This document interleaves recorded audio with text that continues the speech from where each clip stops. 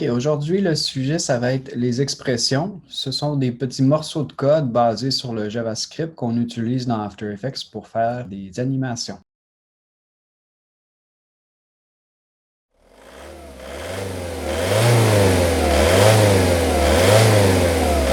Fichier source que j'ai utilisé dans mon projet, je suis allé chercher des textures métalliques sur le site de Simon Foster qui s'appelle Take My Texture, où est-ce que vous allez trouver toutes sortes de textures que vous pouvez utiliser librement. Ensuite de ça, le site Sound Effect Plus, c'est où j'ai trouvé le son de moteur. Puis finalement, les engrenages ont été créés dans Illustrator. Très important de se rappeler, si jamais vous créez des éléments dans Illustrator, les éléments doivent être placés sur des calques distincts de manière à pouvoir les animer individuellement dans After Effects.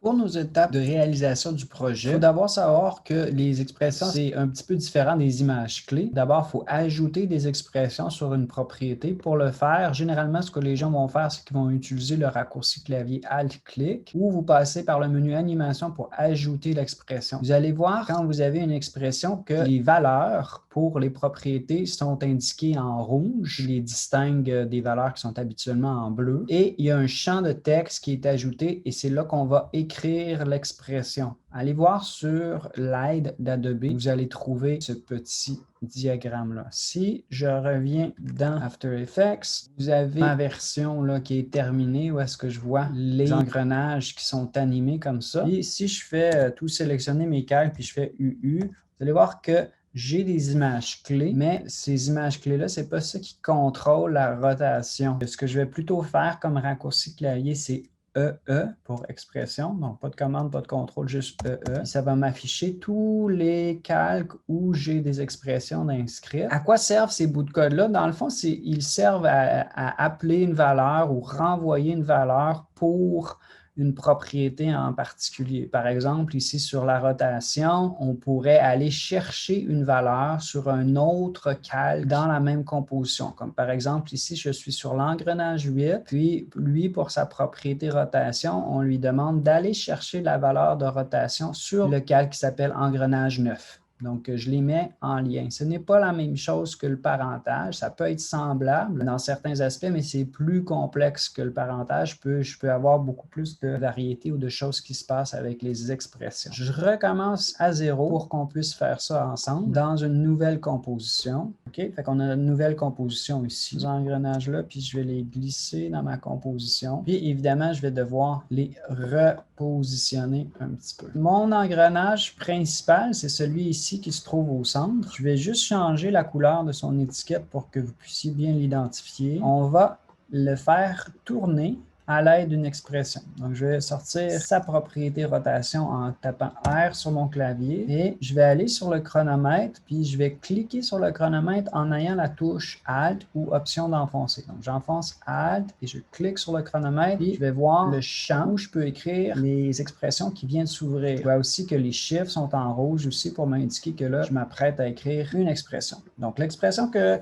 je vais écrire pour commencer, c'est avec un mot-clé. Il y a plusieurs mots-clés qu'on peut utiliser. Wiggle, c'en est un qui est utilisé souvent. Loop, c'en est un autre qui peut être très pratique pour faire des boucles, etc. Il y a toute une liste de ces mots-clés-là dans les références de Adobe. Fait que le premier que moi je vais écrire, c'est time. Fait référence évidemment au code temporel, au temps. Je vais utiliser la petite étoile qui veut dire le temps multiplié par 50, disons. Ce que vous allez voir qui va se produire, c'est que l'engrenage va se mettre à tourner. Si je me plaçais à 1 seconde, vous pouvez deviner que, étant donné le code que j'écris, temps fois 50 à 1 seconde, ma rotation va avoir une valeur de 50 degrés. Quel serait l'avantage de ça? Bien, ça ici, ça va être mon engrenage principal, contrôler tous les autres engrenages que j'ai dans ma composition. Donc, si jamais je me rendais compte vers la fin que je voulais accélérer, au lieu d'être obligé de changer plusieurs images clés, tout ce que je vais avoir à faire, c'est de multiplier par un chiffre plus grand, donc time fois 100 par exemple. Si je clique à côté, vous allez voir que, évidemment, la roue tourne 2 fois plus vite. OK, on va aller un petit peu plus loin avec ça.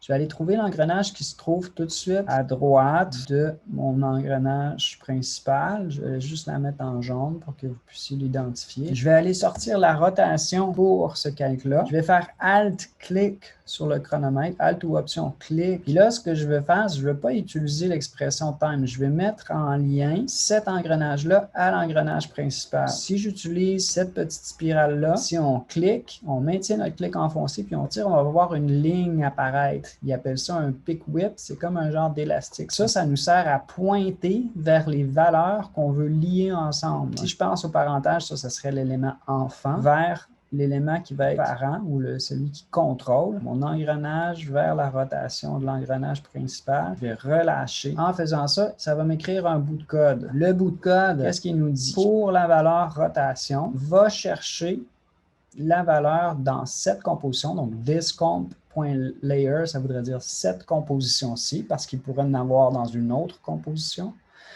On va avoir ensuite le nom du calque. Je n'ai pas changé le nom du calque, donc par défaut, ça m'a donné engrenage 4, engrenage AI. Donc ça, c'est le nom du calque principal. Ensuite de ça, dans l'ensemble transformé, la rotation. Donc, on va chercher cette valeur-là. Donc, si maintenant je clique à côté pour valider cette expression-là, ce qui va se produire, c'est que les deux éléments font la même rotation. L'engrenage principal, je suis à 1 tour plus 216 degrés. C'est sûr que l'autre va faire exactement la même valeur. Si on regardait ça en vrai, il y aurait un engrenage qui tournerait dans un sens, puis qui pousserait l'autre engrenage dans l'autre sens. Donc, il ne devrait pas tourner dans le même sens. Qu'est-ce que je peux faire aussi? C'est rajouter des opérations mathématiques. Je vais aller recliquer sur mon champ d'expression. Je vais rajouter ma petite étoile qui veut dire multiplier, qu'on a utilisé tantôt. Je vais dire multiplier par moins. Qu'est-ce que ça va faire? Bien, ça va prendre la même valeur, mais ça va l'envoyer dans le sens contraire. Vous voyez, quand je me déplace, il y a un engrenage qui pousse l'autre. Là, les dents des engrenages ont l'air à bien s'aligner, mais si jamais c'était quelque chose que j'aurais voulu changer, je pourrais aussi rajouter à la fin du code une petite opération mathématique pour décaler un petit peu. Je vous montre ce que je veux dire. Donc, si je faisais par exemple plus 20, puis j'ai rajouté ça, je clique à côté pour valider ce que je viens de dire, bien là, je peux décaler mon engrenage l'un de l'autre. Donc, il y aurait la même valeur en négatif, plus 20 au total, puis ça nous donnerait le résultat de la valeur. C'était mieux comme je l'avais tantôt, fait que je vais enlever ce plus 20-là.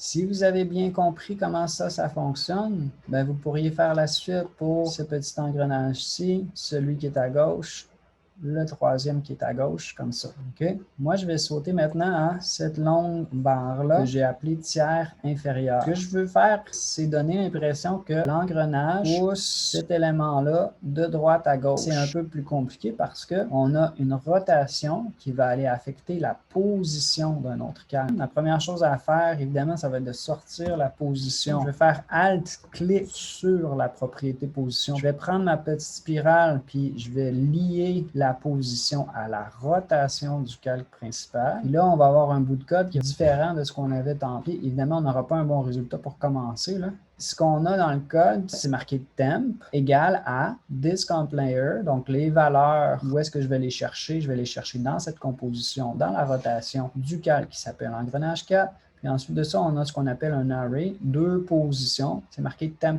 La raison pourquoi j'ai deux temps comme ça, c'est que pour position, il y a deux valeurs, il y a X et Y. Pour rotation, j'en ai qu'une seule. Si ma rotation de mon calque principal est à 93 degrés, vous voyez que pour X, j'ai 93, puis Y, j'ai 93. En fait, moi, ce que je voudrais faire, c'est un déplacement sur X seulement et non pas sur Y. Donc, ce que je pourrais changer dans le code, parce qu'il va y avoir une petite modification à faire, ça va être de dire, bien, pour Y, sa position, c'est environ 550. Ça me donne un résultat qui pourrait être correct. Temp, qui sert à appeler la valeur pour X, le déplacement. Puis Y qui va toujours rester à 550, donc ça n'ira pas de haut en bas. Pour le moment, ce n'est pas parfait. Peut-être que ça ne va pas dans le bon sens. Peut-être que les dents ne s'alignent pas. Puis évidemment, il va y avoir des valeurs à ajuster. OK, une dernière chose que je vais vous montrer en lien avec les expressions pour ce projet-là, c'est le wiggle. Je vais revenir là, de ma composition ici test à la composition finale. Si vous remarquez dans la composition finale, vous avez plusieurs éléments qui tremblent. J'ai voulu faire un rappel, disons, du son du moteur. C'est subtil, là, mais vous allez le remarquer. Si par exemple, je me concentrais sur un des engrenages que j'ai dans le coin ici, je vais juste le mettre en solo comme ça, puis je vais faire EE pour révéler son expression. expression, dedans aussi peut-être. Vous avez l'expression ici wiggle. C'est un mot-clé qui va nous demander de mettre deux valeurs en parenthèse. Il s'agit de la fréquence puis la quantité. Si tu veux, ça, c'est les deux valeurs. Pour mieux illustrer ça, je vais juste changer mes valeurs un petit peu. Donc, si j'écrivais, par exemple, 5, puis j'écrivais 300, l'engrenage va se promener 5 fois par seconde, varier ses valeurs de position de 300 à chaque fois. C'est ça qui donne l'espèce de mouvement là, aléatoire. Moi, j'ai voulu faire un tout petit tremblement, donc j'ai inscrit 3, puis je voulais que ce tremblement-là soit très fréquent. J'ai mis 30 ici. Donc, wiggle, vous pouvez l'utiliser sur n'importe quelle propriété. Ça pourrait être l'airage, ça pourrait être la position, la rotation, la propriété d'effet, peu importe. C'est une expression qui est simple, qui peut être très pratique.